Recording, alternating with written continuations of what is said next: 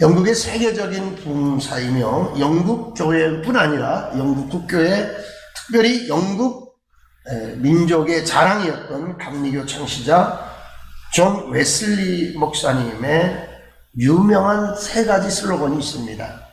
첫째는 세계는 나의 교구다라는 것이고, 둘째는 하나님은 당신의 일꾼들을 땅에 묻으시나 당신의 일은 계속 해나가신다. 세 번째 말은 세상에서 가장 좋은 것은 하나님께서 우리와 함께 하신다는 것이다. 이분이 옥스퍼드 대학을 졸업하고 목회자의 길을 걷기 시작한 이래 88세에 이르기로 하나님의 부르심을 받고 웨스트민스터 사원에 그의 무덤이 생길 때까지 그는 헤아릴 수 없는 수많은 일을 겪었다고 합니다. 그러면서 하나님의 놀라운 능력을 덧입었고 놀라운 부흥과 여러 가지 체험을 했습니다. 이분은 영국 사람들이 가장 사랑하고 존경하는 사람이라고까지 불릴 정도로 큰 영향력을 영국 사회와 세계 교회에 끼친 분입니다. 그런데 그분이 임종을 앞두고 한평생을 돌아보며 가장 좋았던 것은 하나님께서 당신과 함께 하셨던 것이라고 간증하고 있습니다. 우리의 삶의 여정 속에서 우리가 알든지 모르든지 혹 의식하든지 의식을 못하든지 우리도 하나님께서 함께 하셨는 줄로 믿습니다. 그러므로 우리 언어를 다 모아서 순간순간 내게 함께 하셨던 하나님, 내 일생에 가장 좋았던 일을 꼽는다면 웨슬리처럼 하나님께서 나와 함께 하신 일이라고 고백할 수 있기를 원합니다. 오늘 본문은 다윗이 노년에 자신의 생애를 뒤돌아보면서 하나님 앞에 고백적으로 기록한 말씀입니다. 특히 가장 복된 삶은 하나님께서 함께 하신 삶이라고 다윗 역시 고백하고 있습니다. 요즘 저도 많은 만남을 통해서 이제 어떻게 70까지 이제 한 10년 못 남았죠. 이제 어떻게 잘 마무리를 할 것인가, 어떻게 할 것인가. 교단적으로나 우리 노예적으로 보면 저는 이제 다음 세대를 케어하는 일, 다음 세대를 어떻게 양육하고 어떻게 믿음의 사람들로 자리매김 시켜줄 것인가에 대한 그 다음 세대 사역에 부름을 받고 있고, 총회와 노예를 개혁하는 일에 부족하지만 참여하고 있습니다. 그러면서 제가 26년 동안 심우했던 이 베델교회가 이제 다음 세대에는, 저 이후의 세대는 어떻게 건강한 교회로 성장해 갈 것인가에 대한 많은 고민과 많은 반성이 있습니다.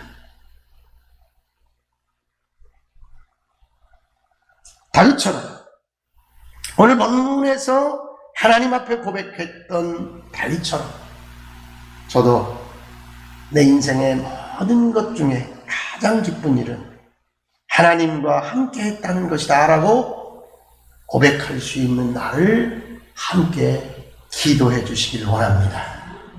우리 모두 내 인생 여정 끝내요 주님 앞에 갔을 때에 고백적 삶을 지금부터 살아갈 수 있기를 원합니다.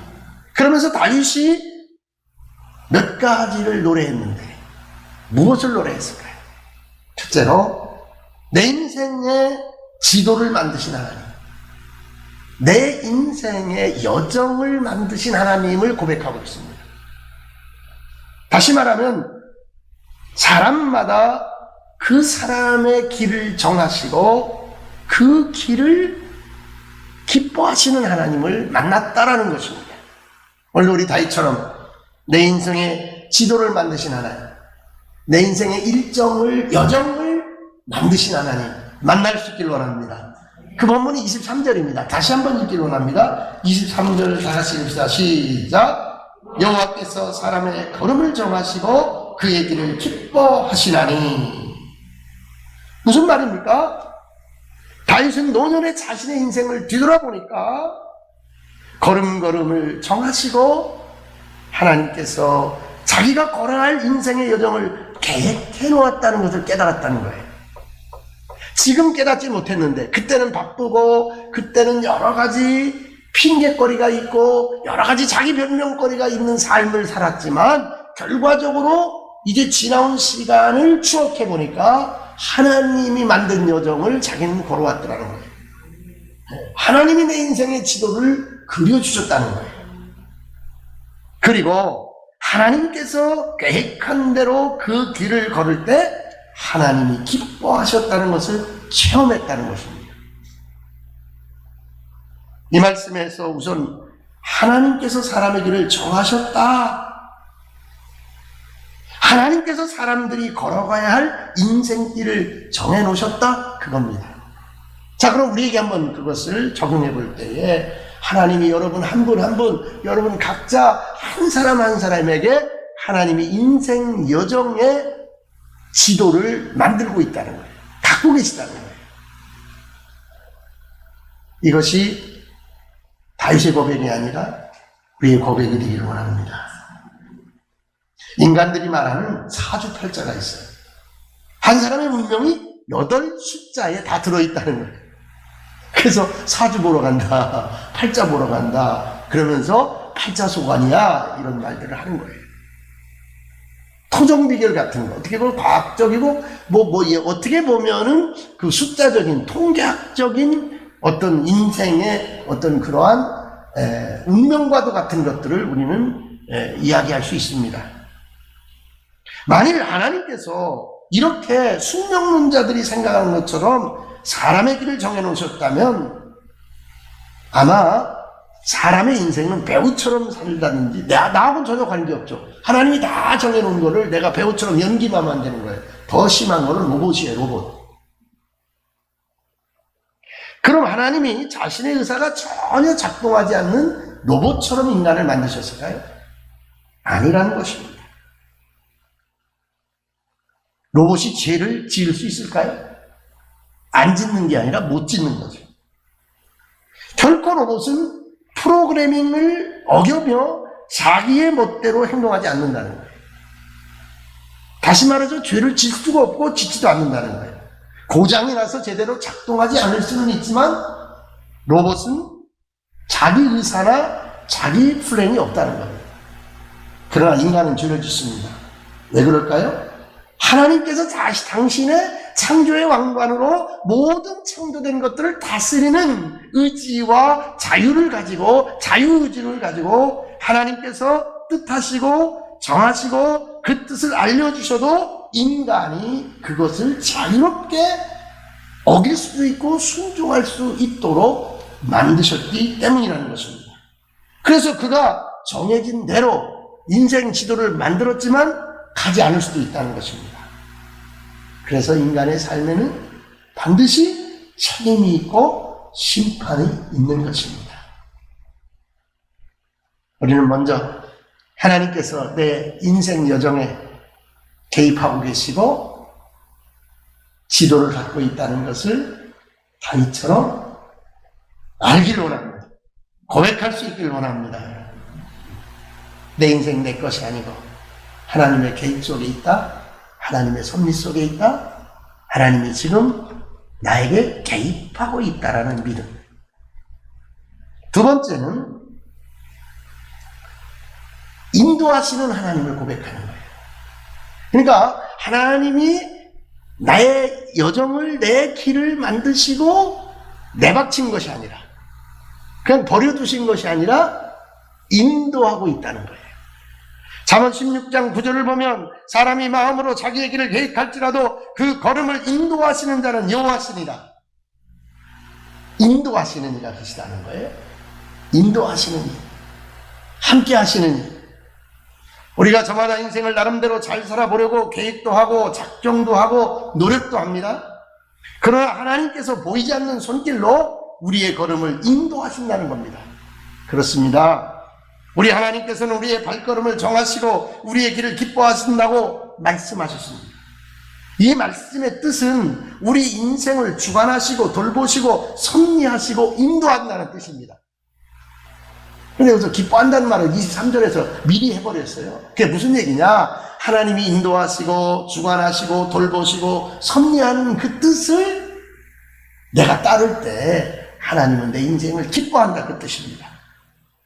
그러므로 우리는 예수 믿는 그 순간부터 하늘나라 갈 때까지, 요람에서 무덤까지, 하늘나라까지 하나님께서 불꽃 같은 눈초리로 우리를 지켜보고 계시며 우리의 삶을 인도해 주시는 줄 믿습니다.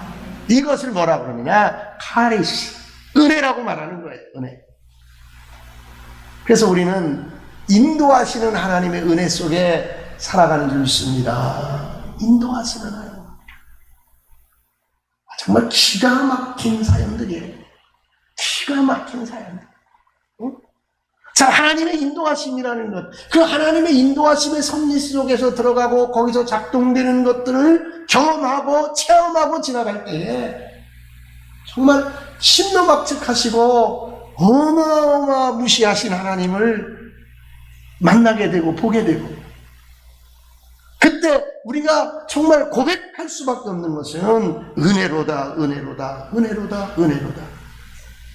내가 뭘 결정했다고 해서, 내가 뭘 열심히 노력했다고 해서 된 것이 아무것도 없고 하나님께서 은혜를 베풀어 주시지 아니하시면 도저히 일어날 수 없는 일들이 고백적으로 되어질 수밖에 없는 일들이, 하나님의 은혜가 아니면 도저히 상상할 수 없는 일들이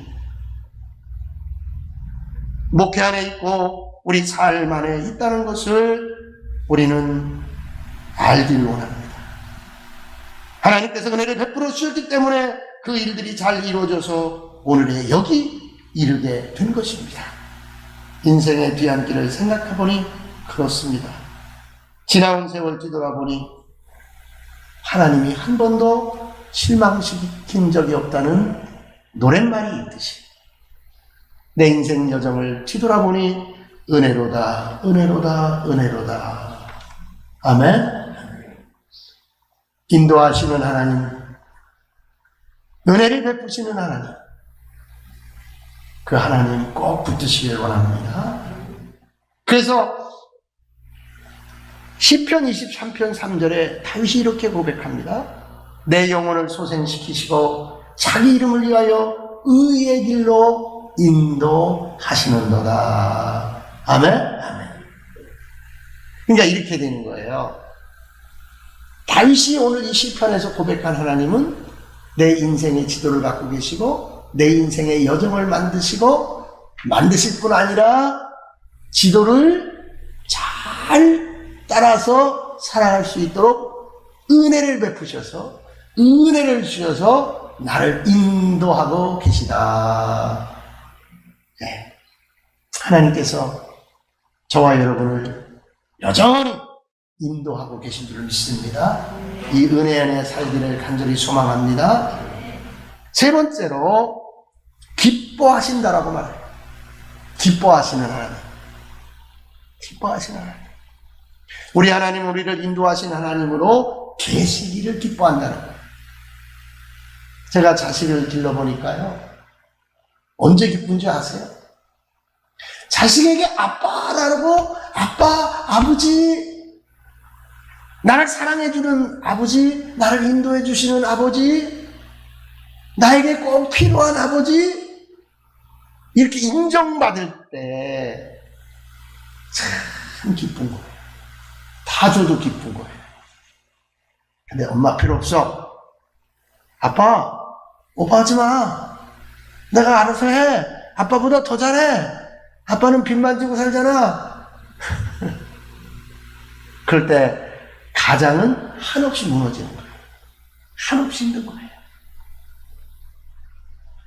하나님께서는 우리가 정한 그 길로 가는 것을 기뻐한다는 겁니다. 특별히 정한 그 길로 가도록 인도하시는 하나님을, 그런 하나님으로 계시기를 인정받을 때 하나님은 기뻐한다는 거예요. 우리를 하나님 왜 축복하십니까? 우리를 하나님 왜 천국 백성 삼으십니까? 우리를 왜 축복하십니까? 하나님을 내가 인정하기 때문에, 나의 인도자, 나의 구원자. 아멘. 이 말씀 꼭 붙드시기를 원합니다. 아프리카에는 스프링벅이라는 양이 있다고 해요. 영양인데 이놈들의 특성은요, 막 무리를 지으는데, 이거 여러분 텔레비에도 이제 막 이게 다큐멘터리 같은 데 나오는데, 앞에서 건강한 놈이, 앞에서 막 잘 달리는 놈이 막 달려가는데, 뒤에 놈들은 계속 달린다는 거예요. 앞에서 달려가는. 근데 이게 달려가는 것이 왜 달려가느냐면, 푸른 초원으로 달려간다는 거예요. 늘 이게 이제 목동이 딱 이렇게 달려 그래 놓으면, 옆에서 이렇게 몰아가고 있으면, 가보면은 푸른 초원이 있더라는 거예요. 그래서 거기서 그냥 실컷 먹고 배부른 거예요. 그러니까 습관적으로 달린다는 거예요. 목동이 제지할 수 있는 틈도 없이 그냥 낭떠러지까지 달려가서 수백 마리를 잃어버리기도 한다는 거예요. 하나님을 떠나서 인생의 핸들을 쥐고 가는 사람들의 결과가 바로 이런 것입니다. 인도함을 받는다는 것은 내 주도권이 아닙니다.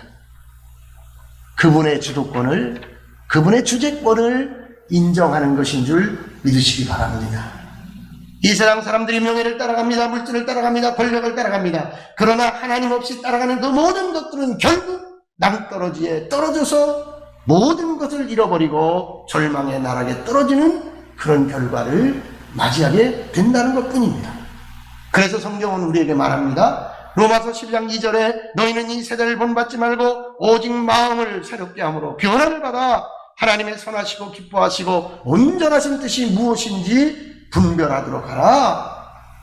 주님이 기뻐하시는 그 뜻을 따라 살아가라. 그때 하나님은 우리 삶 가운데 은혜를 내려주신다. 그것입니다. 내 뜻과 내 계획이 아니라 하나님의 뜻, 하나님의 계획, 그것이 내 삶 가운데 임할 때, 그 뜻을 따라갈 때 우리 일생 동안 주님의 인도하심이 함께하고 주님의 은혜와 축복이 우리에게 넘쳐나게 될 것입니다. 아주 작은 것부터 중요한 결정까지 늘 주님의 뜻이 어디 있는가를 묻고 결정할 수 있기를 원합니다. 주님의 인도하심에 우리의 발걸음을 맡길 때 하나님은 기뻐하신다는 사실입니다. 그렇습니다.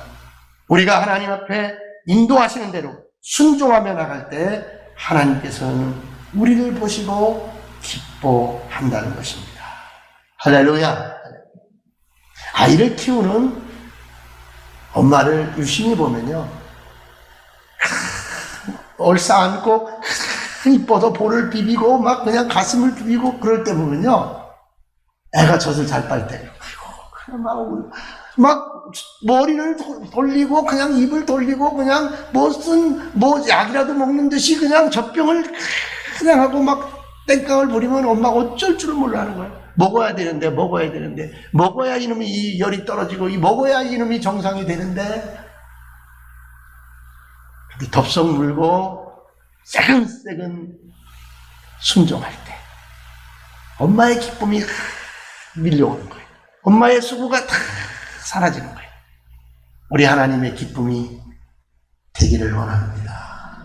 우리 하나님, 우리의 길을 예정하시고 우리의 길을 인도하시고 순종하는 우리를 기뻐하시는 하나님, 그 하나님은 또 어떤 하나님이냐? 붙드시는 하나님이에요. 붙들어주시는 하나님. 24절입니다. 우리 24절 다 같이 읽기를 원합니다. 시작.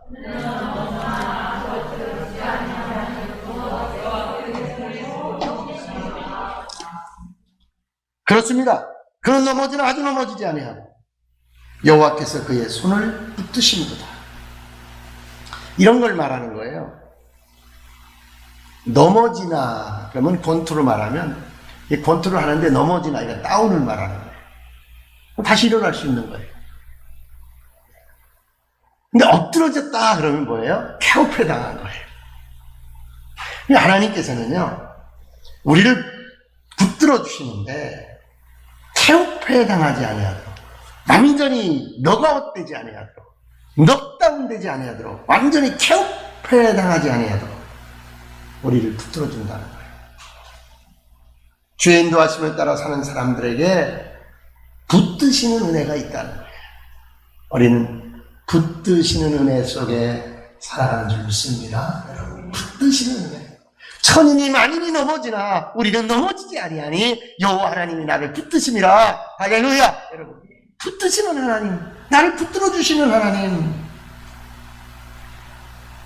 새번역 성경에 이렇게 기록되어 있습니다. 어쩌다 비틀거려도 주님께서 우리 손을 잡아주시니 넘어지지 않는구나. 자, 이거 비틀거린다는 말은 뭔 얘기냐? 로봇이 아니기 때문에 내 의지가 있는 거예요.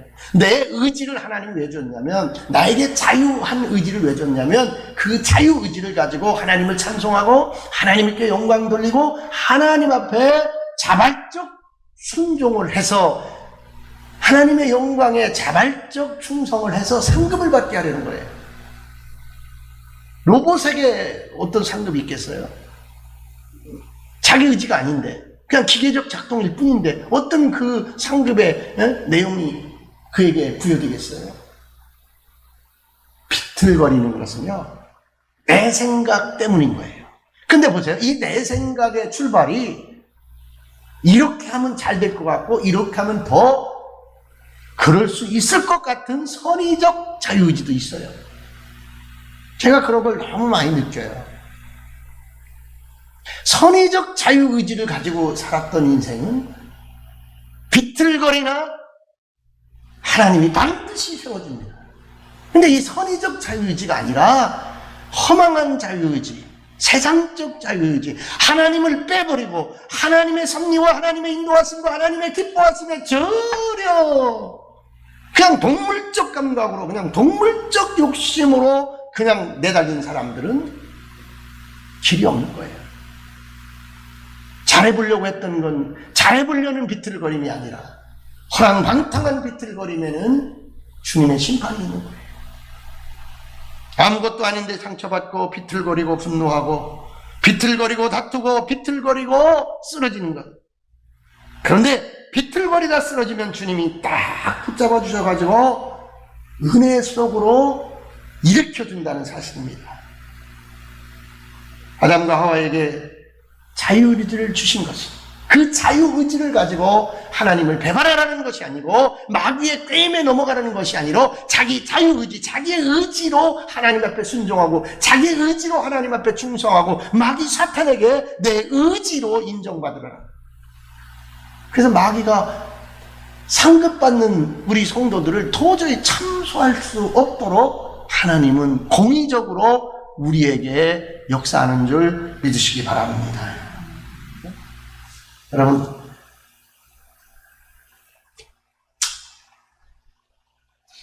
아담과 하와가 범죄함으로 말미암아 하나님 앞에 불순종으로 함으로 말미암아 인류에게 어떤 대가가 왔냐면 로마서 3장 23절에 모든 사람이 죄를 범하였음에 하나님의 영광에 이르지 못하더니,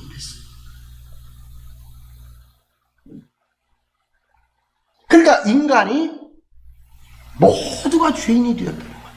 근데 이 모두가 죄인된 자유의지 속에 하나님이 은혜를 베풀어서 예수 그리스도를 주셨고 예수 그리스도를 믿는 자마다 이 은혜 안에서 일으킴을 받는다는 거예요. 할렐루야, 할렐루야. 비틀거리는 우리 인생들, 자유의지로 아담이 실패했는데 예수 그리스도를 은혜로 주셔서 일으켜 세우신다는 거예요. 육신의 질병이 다가오고 우리 생명의 사망이 오지만, 형벌이 오지만 일으켜 세우시는 하나님, 붙들어 주시는 하나님의 은혜로 새로운 길이 열린 줄 믿으시기 바랍니다. 그래서 잠언 24장 16절에 이렇게 말합니다. 우리가 하나님의 자녀가 된 다음에는 대저 의인은 7번 넘어질지라도 다시 일어나려니와 악인은 재앙으로 말미암아 엎드려지느니라. 예수 그리스도 안에, 예수 그리스도의 보혈 안에 은혜로 일으킴을 받는 우리는, 붙들림을 받는 우리는 일어나는 은혜가 있는 줄 믿습니다. 여러분, 일어나는 은혜가 있는 거예요.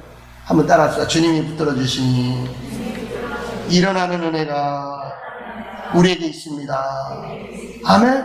그래서 시편 37편 28절에서 다윗은 이렇게 고백합니다. 여호와께서 정의를 사랑하시고 그의 성도를 버리지 아니하시므로다. 그들은 영원히 보호를 받으나 악인은 끊어지리로다. 이게 은혜예요. 일으켜주시는 은혜, 붙들어주시는 은혜, 예수 그리스도의 은혜가 우리 성도들에게 있는 줄 믿습니다. 할렐루야. 여러분, 예수님의 제자들은 어땠을까요? 비틀거림이 없었을까요? 다 비틀거렸어요. 동안은요, 뻘거벗고 혼입을 쓰고 뻘거벗고 자다가요, 혼입을 쓰고 도망갔어요. 가룟 유다는 어떻게 했어요? 예수님을 팔아먹었어요. 수제자 베드로는 어떻게 했어요? 예수님을 배반하고 3번씩 부인하고, 또 부활 후에는 어디로 갔어요? 예수님이 승천하자 그는 어디로 갔어요? 바닷가로 어부가 되어 떠났습니다. 철저한 배신자들이었습니다. 그럼에도 불구하고 주님은 그들을 버리지 아니하시고 비틀거릴 때, 죄인 되었을 때 구원해 주시고 능력을 부어주시고 다시 한번 일으켜 세우시고 위대한 하나님의 사도로 쓰임받게 한 줄 믿으시기 바랍니다. 붙드시는 하나님의 은혜를 우리가 꼭 기억하시기를 원합니다. 붙드시는 하나님. 저만큼 비틀거린 목회자가 어디 있겠어요? 저만큼 비틀거린 가장이 어디 있었겠어요? 그러나 비틀거릴 때마다 그분이 일으켜 세워주시고 그분이 붙잡아주지 않았다면 철저한 패망일 뿐이었을 텐데, 우리 모두가 이 붙잡아주시는 하나님의 은혜 속에 머물기를 원합니다. 여러분, 그럼 정말 한경직 목사님, 저는 어떤 면에서 한경직 목사님을 닮고 싶냐면요, 그분 남한산성에 평생 사셨잖아요. 그분이 재산을 모아놓았다는 소문이 안 들려요. 저는 요즘에 이제 은퇴를 앞두니까 별소리가 다 들려요. 그러니까 제가 이 나이 먹으니까 제 은사님들이 다 이제 은퇴하는 나이가. 목사님, 우리 목사님이요 30억을 내놓으래요. 그리고요 우리 목사님이요 은퇴하면요 담임 목사의 70%를 월급으로 달래요. 현금 들여드렸고요, 퇴직금 드렸고요, 아파트 사드렸는데요, 내가 평생 고생해서 교회를 이만큼 해놨으니까 뭐 그분을 비난하기 전에 한경직 목사님은 어떻게 저렇게 사셨을까? 요즘에 한 분 돌아가신 분 계셔요. 근데 돌아가시니까 그래도 저도 마음이 너무 짠하더라고요. 다른 목사님들 돌아가신 분 돌아가셨나 했는데 이분 돌아가신 소식 듣고, 그분 양아들처럼 자란 분이 저하고 친한데 제가 조화를 보내드렸어요. 그 빈소를 따로 차렸어요, 자기 교회에. 근데 마음이 짠한 거예요. 근데 내가 그랬어요. 야, 참 한국교회에 정말 한경직 목사님 다음으로 그래도 큰 영향을 끼친 분이 그분인데 참 마음이 찹찹하다 그랬더니, 이분 평신도에 목사님, 그분이 뭐가 그래요? 아니 어떻게 그 좋은 거 많이 드시고 참 그랬을 텐데 왜 90도 못 살고 저렇게 돌아가셨을까? 그분 부자잖아요. 무슨 부자인데 부자예요. 하나님 다 주지 않아요. 평신도가 그러는 거, 평신도. 무엇을 남길 것인가? 어떻게 할 것인가? 무엇을 할 것인가? 많이 생각을 하는 거예요. 재산을 남기는 게 인생의 마지막일까? 뭘까? 이 한경직 목사님의 자서전에 보면요, 이런 글이 나와요. 너무 힘들었대. 언제? 이북에 있을 때 목회하는 게 너무 힘들어서 목사직을 그만두려고 그랬다는 거예요. 근데 비먹은 사범간에 자기가 길을 걷고 있는데 오른쪽으로 넘어지려고 쓰러지니까 큰 손이 와서 탁 받아줘. 또 가다가 왼쪽으로 넘어지려고 그러는데 또 큰 손이 나와서 탁 받아서 자기를 붙들어 주더라고요. 근데 이제는 또 막 가는데 막 앞으로 확 꼬꾸라지려고 하는데 막 두 손이 확 와서 일으켜 세워 자기를 붙들어 주더라고요. 깨보니까 꿈도 아니고 현실도 아니고 그렇다는 거예요. 그때 깨달았다는 거예요. 아, 내가 목회하는 게 아니구나. 내가 비틀거릴 때 좌우로 나를 붙잡아 주시고 엎어질 때 넉다운 당하지 아니하고 케어 당하지 아니하도록 나를 일으켜 세우시고 붙드신 하나님. 그래서 우리 한경직 목사님은요, 평생 주님이 붙들어주는 주님의 손에 의지해서 무사히 달려갈 길 다 달려가고 믿음으로 승리한 줄 믿으시기 바랍니다. 우리 붙드시는 하나님 오늘 만나시기 바랍니다. 자, 어떻게 됐어요? 내 인생 여정에 지도를 가시는 하나님, 그리고 인도해 주시는 하나님, 그리고 뭐예요? 또 그분이 나를 기뻐하시는 하나님, 그 다음에 뭐예요? 붙들어 주시는 하나님. 이제 마지막으로 만날 어떤 하나님을 만나야 되느냐? 복 주시는 하나님 만나야 돼요. 다른 말은 못 드리고 조영규 목사님이 간증하는 걸 제가 요새 재밌어요. 그분 간증 들으면. 그래도 한 시대 하나님이 쓴 이유가 있는 거예요. 폐병에서 17살에 폐병으로 죽으려고 하는데 몰려오는 성도들, 몰려오는 교인들이 다 가난뱅이에요. 54년부터 그분이 목회를 했더라고요. 6.25 끝나고 바로 6.25가 53년에 끝났잖아요. 근데 다 가난뱅이, 다 힘든 거. 그래서 그분은요, 사랑하는 자가 내 영혼이 잘된 같이 내가 범사에 잘되고 강건하기라. 야, 예수 믿고 영혼 잘되면 다 잘된다. 그 얘기를 할 수밖에 없었다는 거예요. 희망을 선포할 수밖에 없었다는 거예요. 교회라도 와서 희망을 가져야 되니까. 예수 믿고 천국 가기 전에 나한테 빵 좀 달라고 하더래. 예수 믿고 나 천국 가기 전에 천국이 어디 있는지 모르니까 내 병 좀 고쳐달라는 거예요.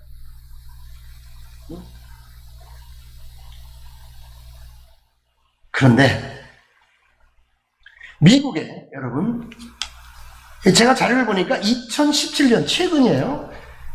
미국 워싱턴 DC의 43만 평방미터에 12,000평의 면적, 그러니까 12,000평 우리나라로, 거기에 지하 2층, 지상 6층의 박물관을 지었는데 어떤 박물관이냐? 이 박물관은 성경박물관이라는 거예요.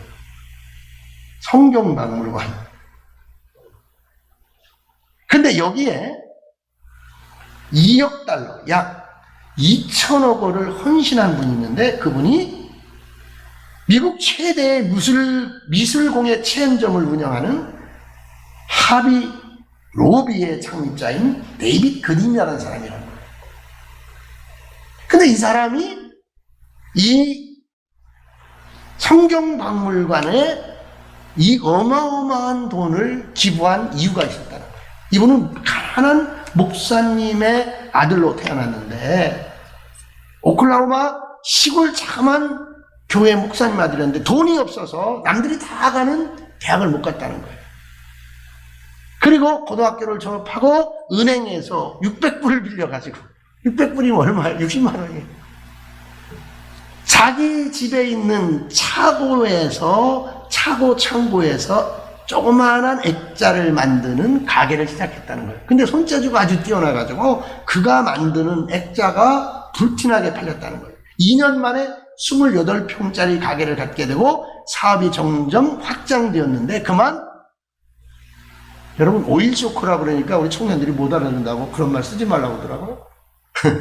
뭐냐면 유류파동을 말하는 거예요. 그러니까 이 기름값이요 한 23달러 하다가 막 우리나라도 100달러 된 적, 그러면요 모든 에너지 값이, 자원값이 올라가니까 뭘 해도 돈을 못 버는 거예요. 그 2번이나 이걸 겪으면서 모든 기업이 파산할 때, 자기도 파산 지경이 되었을 때 하나님 앞에 엎드렸다는 거예요. 하나님이 모든 것이 하나님 것이고 여기까지 온 것도 하나님 것인데 하나님이 이 기업을 하나님의 기업으로 붙들어 달라고 그가 기도하고 매달리고, 결국 그는 1995년, 이게 우리나라로 말하면 IMF 직전입니다. IMF 직전 100번째 지점을 오픈했다는 거예요. 2018년에는 47개 주, 800개, 52개 주인데 47개인가 모든 주에 지점을 닫은 거예요. 28,000명의 직원을 뒀다는 거예요.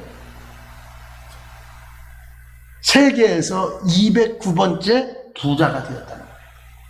그래서 이분이 성경박물관을 지켜야 된 이유는 뭐냐?